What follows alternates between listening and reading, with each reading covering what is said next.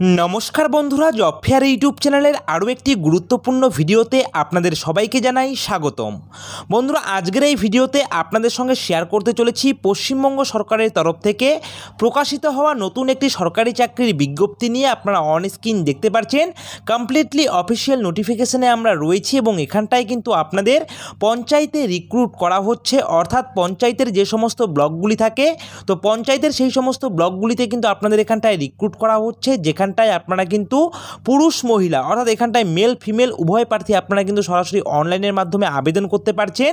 এবং এখানটায় আরেকটি বিষয় জানিয়ে রাখি, আপনাদের বয়সসীমা যাদের 18 বছর হয়েছে তারা কিন্তু এখানটায় আবেদন করতে পারবেন। অর্থাৎ মিনিমাম বয়সসীমার ক্ষেত্রে আপনাদের যদি 18 বছর হয়ে থাকে তাহলেই আপনারা এখানটায় আবেদন করতে পারবেন এবং সরাসরি কিন্তু আপনাদের অনলাইনে আবেদন প্রক্রিয়া কমপ্লিট করতে হবে। এবং এখানটায় জানিয়ে রাখি, আপনাদের অনলাইনে আবেদন করবার জন্য কিন্তু কোনো রকম আবেদন ফিস লাগবে না, সম্পূর্ণ বিনামূল্যে আপনারা আপনাদের নিজেদের মোবাইল ফোনের মাধ্যমে অনলাইনে কিন্তু আবেদন করে দিতে পারেন। তো কী করে আপনারা অনলাইনে আবেদন করবেন আপনাদের নিজেদের মোবাইল ফোনের মাধ্যমে, সেটা কিন্তু স্টেপ বাই স্টেপ অবশ্যই দেখিয়ে দেবো আজকের এই একটি ভিডিওর মাধ্যমে। এছাড়াও এই অফিসিয়াল নোটিফিকেশনে আরও কী সমস্ত ডিটেলস লিখে দেওয়া রয়েছে সমস্ত বিষয় নিয়েই কিন্তু আজকের এই ভিডিওতে আলোচনা করতে চলেছি। তাই আমি আপনাদের সবাইকে সাজেস্ট করব অবশ্যই ভিডিওটিকে স্কিপ না করে সম্পূর্ণ ভিডিওটি দেখার চেষ্টা করবেন। আর প্রতিনিয়ত সরকারি চাকরির আপডেট পাওয়ার জন্য অবশ্যই আপনারা আমাদের এই জব ফেয়ার ইউটিউব চ্যানেলকে সাবস্ক্রাইব করে দিয়ে পাশে থাকা বেল আইকনটিকে বাজিয়ে দেবেন। তো বন্ধুরা, চলুন এবারে আমরা মূল ভিডিওটি শুরু করি। তো বন্ধুরা, আমরা চলে এসেছি সরাসরি অফিসিয়াল নোটিফিকেশনে। আপনারা অন স্ক্রিন দেখতে পাচ্ছেন কমপ্লিট অফিসিয়াল নোটিফিকেশান রয়েছে এবং এখানটায় সবার প্রথমেই আপনারা দেখতে পাচ্ছেন লাস্ট ডেট, অর্থাৎ এখানটায় অনলাইন অ্যাপ্লিকেশন ইজ 16/4/2024, অর্থাৎ আপনারা কিন্তু সরাসরি এখানটায় অনলাইনের মাধ্যমে আবেদন করতে পারবেন 16/4/2024, অর্থাৎ 16ই এপ্রিল 2024 তারিখ পর্যন্ত আপনারা সরাসরি এখানটায় কিন্তু অনলাইনে আবেদন প্রক্রিয়া কমপ্লিট করতে পারবেন। এবং এখানটায় এই 16/4/2024 এই তারিখের পরে কিন্তু আপনাদের কোনো রকম এডিট উইন্ডো অপশন দেওয়া হবে না, অর্থাৎ অনলাইনে আবেদন করার সময় আপনাদের যদি কোনো রকম ভুল ত্রুটি হয়ে থাকে তাহলে সেটা সংশোধন করবার জন্য কিন্তু আপনাদের আর কোনো রকম চান্স দেওয়া হবে না। সুতরাং অবশ্যই এখানটায় অনলাইনে আবেদন করার সময় আপনাদের প্রপার ডিটেলস দিয়ে কিন্তু আপনারা আগামী 16/4/2024 এই তারিখের আগেই কিন্তু আপনাদের এখানটায় অনলাইনে আবেদন প্রক্রিয়া কমপ্লিট করে নিতে হবে। তো বন্ধুরা, চলুন এবারে আমরা দেখে নেব যে এখানটায় আবেদন করবার জন্য আপনাদের বয়সসীমার কী প্রয়োজন। তো বন্ধুরা দেখুন, বয়সসীমার ক্ষেত্রে লিখে দেওয়া রয়েছে not less than 18 years and not more than 37 years, অর্থাৎ এখানটায় আপনাদের আবেদন করতে হলে বয়সসীমা হতে হবে মিনিমাম 18 বছর এবং এখানটায় কিন্তু লিখে দেওয়া রয়েছে আপনাদের ম্যাক্সিমাম বয়সসীমা হতে হবে কিন্তু 37 বছর, অর্থাৎ আপনারা এখানটায় 18 থেকে শুরু করে 37 বছর পর্যন্ত আপনারা আবেদন করতে পারবেন।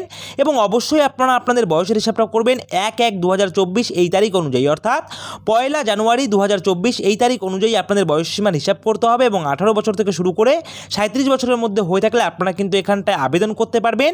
এছাড়াও আপনারা যারা রিজার্ভ ক্যাটাগরির প্রার্থী রয়েছেন, অর্থাৎ এখানটায় দেখতেই পাচ্ছেন লিখে দেওয়া রয়েছে শিডিউল কাস্ট প্রার্থী আপনারা যারা রয়েছেন, অর্থাৎ এসসি এবং এসটি এবং ওবিসি, অর্থাৎ এসসি এসটি ওবিসি প্রার্থীরা কিন্তু সরকারি নিয়ম অনুযায়ী বয়সে কিন্তু যথারীতি ছাড় পেয়ে যাবে, সেই বিষয়ে এখানটায় লিখেই দেওয়া রয়েছে। আপনারা দেখতে পাচ্ছেন সরকারি নিয়ম অনুযায়ী এসসি এসটি ওবিসি প্রার্থীরা সরকারি নিয়ম অনুযায়ী ঠিক যেরকম ছাড় পায় ঠিক সেরকমই ছাড় পেয়ে যাবেন।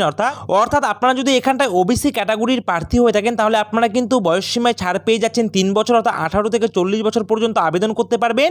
এবং আপনারা যদি এখানটায় এসসি এসটি অর্থাৎ এখানটায় যদি আপনারা শিডিউল কাস্ট অথবা শিডিউল ট্রাইব প্রার্থী হয়ে থাকেন তাহলে আপনারা কিন্তু এখানটায় আবেদন করতে পারবেন 18 থেকে 42 বছর পর্যন্ত, অর্থাৎ বয়সসীমায় আপনারা 5 বছরে কিন্তু ছাড় পেয়ে যাচ্ছেন। এছাড়াও আপনারা যারা এখানটায় আনরিজার্ভ ক্যাটাগরি থেকে আবেদন করবেন তাদের জন্য বয়সসীমা রয়েছে কিন্তু এখানটায় 18 থেকে 37, অর্থাৎ 18 বছর থেকে শুরু করে 37 বছরের মধ্যে হয়ে থাকলে আপনারা কিন্তু এখানটায় সরাসরি অনলাইনের মাধ্যমে আবেদন করতে পারবেন। তো বন্ধুরা, চলুন এবারে আমি আপনাদের দেখিয়ে দেবো যে আপনারা এখানটায় মোবাইল ফোনের মাধ্যমে স্টেপ বাই স্টেপ অনলাইনে আবেদন প্রক্রিয়া কমপ্লিট করবেন কি করে। তো বন্ধুরা, অনলাইনে আবেদন করবার জন্য আপনাদের চলে আসতে হবে সরাসরি এই অফিসিয়াল ওয়েবসাইটে। এই অফিসিয়াল ওয়েবসাইটের লিঙ্ক আপনারা পেয়ে যাবেন আমাদের ভিডিও ডিসক্রিপশনে। অ্যাপ্লাই অনলাইন বলে একটি লিঙ্ক দেওয়া থাকবে, সেখানে ক্লিক করে সরাসরি আপনারা এই অফিসিয়াল ওয়েবসাইটে ভিজিট করবেন এবং এখানে ভিজিট করার পর এখান থেকে কিন্তু আপনাদের স্টেপ বাই স্টেপ কিন্তু অনলাইনে আবেদন প্রক্রিয়া কমপ্লিট করতে হবে। তো অবশ্যই আপনারা এখানটায় আবেদন করার সময় আপনাদের প্রপার ডিটেলস দিয়ে কিন্তু আপনারা এখানটায় অনলাইনে আবেদন প্রক্রিয়া কমপ্লিট করবেন। তো বন্ধুরা দেখুন, সবার প্রথমেই লিখে দেওয়া রয়েছে পোস্ট অ্যাপ্লাইড ফর, অর্থাৎ আপনারা কোন পোস্টের জন্য আবেদন করবেন এখানটায় ক্লিক করে কিন্তু আপনারা সেই পোস্ট সিলেক্ট করে নেবেন এবং সিলেক্ট করে নেওয়ার পর লিখে দেওয়া রয়েছে নেম অফ দ্য ক্যান্ডিডেট, যিনি এখানটায় আবেদন করবেন তার নাম কিন্তু এখানটায় আপনারা ব্লক লেটারে লিখে দেবেন। এবং তারপর লিখে দেওয়া রয়েছে ফাদার্স/হাজব্যান্ডস নেম, অর্থাৎ আপনারা যদি বিবাহিতা মহিলা প্রার্থী হয়ে থাকেন তাহলে আপনারা কিন্তু আপনাদের স্বামীর নাম এখানটায় লিখে দেবেন এবং আপনারা যদি পুরুষ প্রার্থী হয়ে থাকেন তাহলে অবশ্যই কিন্তু আপনারা আপনাদের বাবার নাম কিন্তু এখানটায় ব্লক লেটারে লিখে দেবেন। ঠিক আছে, তো লিখে দেওয়ার পর দেখুন এখানটায় লিখে দেওয়া রয়েছে ক্যাটাগরি, অর্থাৎ আপনারা কোন ক্যাটাগরি থেকে বিলং করেন সেটা কিন্তু এখান থেকে চুজ করে নিতে হবে, এসসি এসটি ওবিসি বা ইউআর। তো আপনারা যেই ক্যাটাগরি থেকে বিলং করেন সেটা এখানটায় কিন্তু আপনারা একটি অপশন দেখতে পাচ্ছেন টিক অপশন, এই অপশানে ক্লিক করে আপনারা আপনাদের ক্যাটাগরি চুজ করে নেবেন।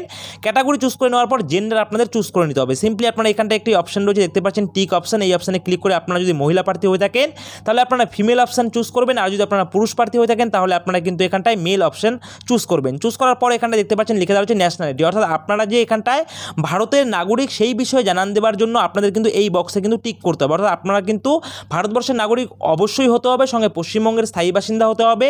তো সেক্ষেত্রে কিন্তু আপনাদের এখানটায় যে প্রথম বক্স রয়েছে দেখতে পাচ্ছেন লিখে দেওয়া রয়েছে citizen of India as defined in part 2 of the constitution of India, অর্থাৎ আপনারা ভারতবর্ষের নাগরিক হিসাবে আপনাদের কিন্তু এই প্রথম যে বক্স রয়েছে এই প্রথম বক্সে কিন্তু আপনাদের টিক করতে হবে, ঠিক আছে। এবং তারপর লিখে দেওয়া রয়েছে আপনারা দেখতে পাচ্ছেন are you person with disabilities, অর্থাৎ আপনারা কি প্রতিবন্ধী, যদি আপনারা প্রতিবন্ধী হয়ে থাকেন তাহলে এখানটায় যে বক্স দেখতে পাচ্ছেন এই বক্সে টিক করবেন, আর যদি আপনারা প্রতিবন্ধী না হয়ে থাকেন তাহলে আপনাদের কিন্তু এখানটায় টাচ করার কোনো রকম প্রশ্নই নেই, ঠিক আছে। তো বন্ধুরা এরপরে দেখুন এখানটায় লিখে দেওয়া রয়েছে ডেট অফ বার্থ, অবশ্যই কিন্তু আপনারা আপনাদের যে ডেট অফ বার্থ রয়েছে সেটা কিন্তু আপনারা এই ক্যালেন্ডার অপশানে ক্লিক করে কিন্তু চুজ করে নেবেন আপনাদের ডেট অফ বার্থ।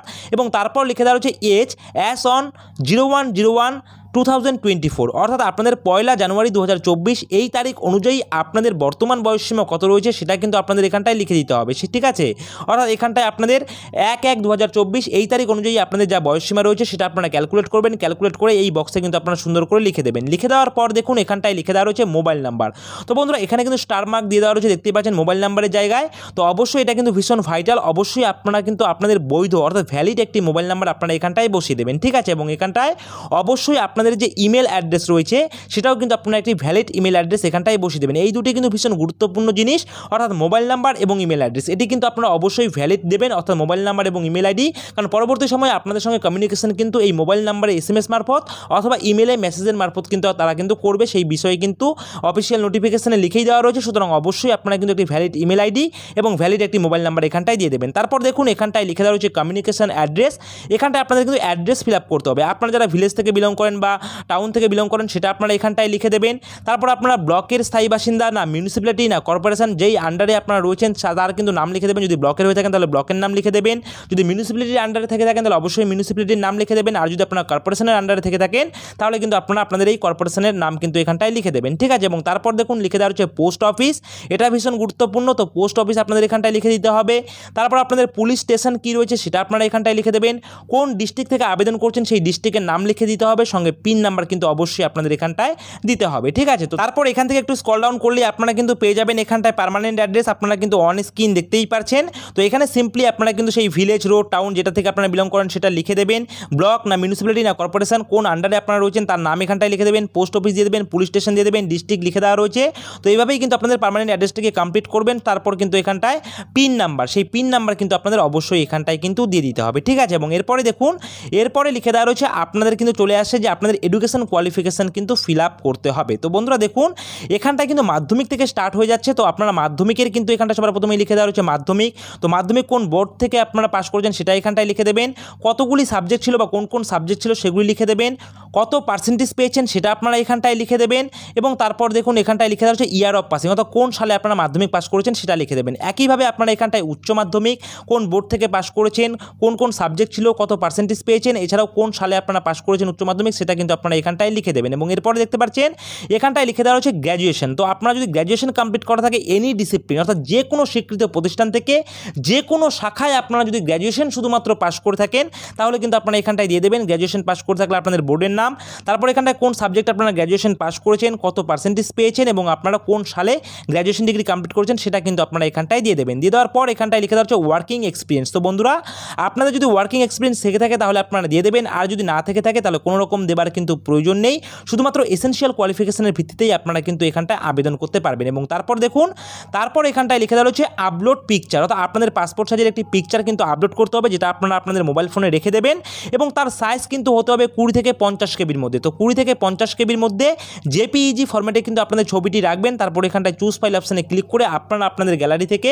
আপনাদের ছবিটি কিন্তু চুজ করে নেবেন। তারপর দেখুন এখানটায় সিগনেচার, রানিং সিগনেচার কিন্তু আপনারা একটি করবেন সাদা কাগজে, তারপর সেটাকে সুন্দর করে ছবি করে সেটার সাইজ কিন্তু আপনারা রাখবেন 10 থেকে 20 কেবির মধ্যে এবং সেটাও কিন্তু জেপিইজি ফরম্যাটের মধ্যে রাখবেন এবং সেটা কিন্তু আপনারা দেখতে পাচ্ছেন চুজ ফাইল অপশানে ক্লিক করে আপনারা আপনাদের গ্যালারি থেকে আপনাদের সিগনেচার কিন্তু এখানটায় আপলোড করবেন। আপলোড করার পর এখানটায় দেখতে পাচ্ছেন লিখে দেওয়া রয়েছে ডিক্লারেশন।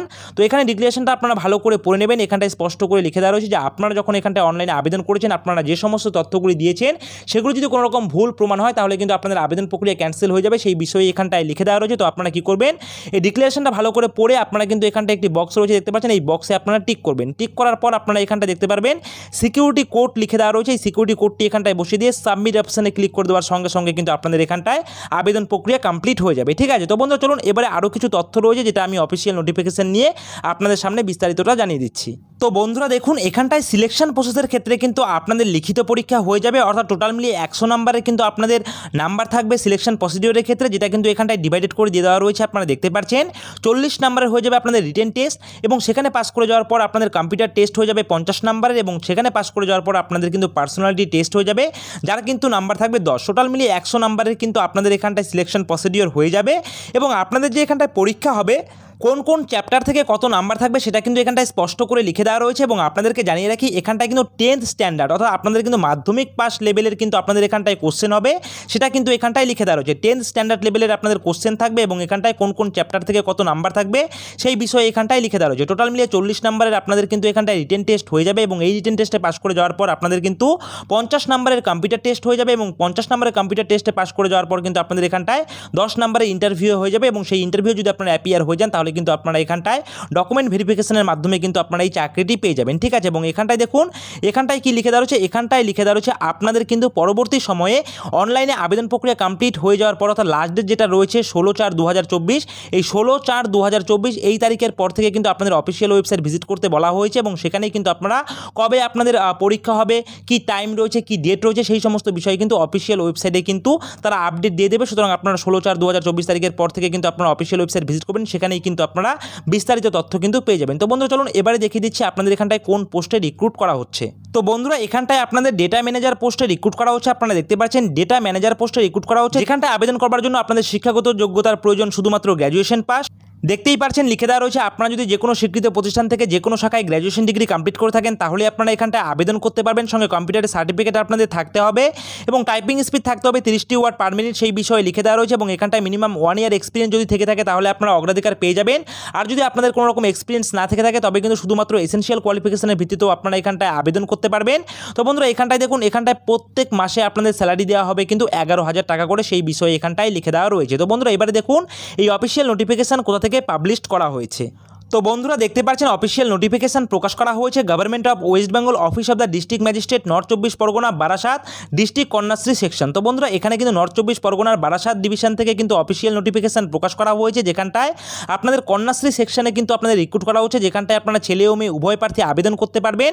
এবং এখানটায় আপনাদের কিন্তু অনলাইনে আবেদন করার জন্য আপনারা কিন্তু যে লিঙ্ক অর্থাৎ আপনারা যে অনলাইনে আবেদন করবেন তার যে লিঙ্ক সেটা কিন্তু আপনারা পেয়ে যাবেন আমাদের ভিডিও ডিসক্রিপশনে। সেখানে কিন্তু অনলাইন অ্যাপ্লাই বলে কিন্তু একটি লিঙ্ক থাকবে, সেখানে ক্লিক করে সরাসরি আপনারা অনলাইনে আবেদন করতে পারেন অথবা আপনারা সরাসরি কিন্তু এই অফিসিয়াল ওয়েবসাইট ভিজিট করে কিন্তু অনলাইনে আবেদন প্রক্রিয়া কমপ্লিট করতে পারেন। এবং এখানটায় দেখুন লাস্ট ডেট রয়েছে কিন্তু 16/4/2024। তো বন্ধুরা এখানটায় আবেদন করতে ইন্টারেস্ট হয়ে থাকলে আপনারা আমাদের ভিডিও ডিসক্রিপশনে দেওয়া আমাদের টেলিগ্রাম গ্রুপের লিঙ্কে ক্লিক করে সরাসরি আপনারা আমাদের টেলিগ্রাম গ্রুপ থেকে এই অফিসিয়াল নোটিফিকেশনটিকে ডাউনলোড করে ভালো করে পড়ে বুঝে তারপরে আপনারা এখানটায় নিজ দায়িত্বে আবেদন করবেন। তো বন্ধুরা এই রয়েছে আজকের ভিডিওটি ভালো লাগলে অবশ্যই ভিডিওটিতে একটি লাইক করবেন, কমেন্ট করবেন, শেয়ার করবেন। আর এইভাবেই আপনারা আমাদের এই জব ফেয়ার ইউটিউব চ্যানেলের পাশে থাকবেন। সকলে মিলে ভালো থাকবেন, সুস্থ থাকবেন। জয় হিন্দ।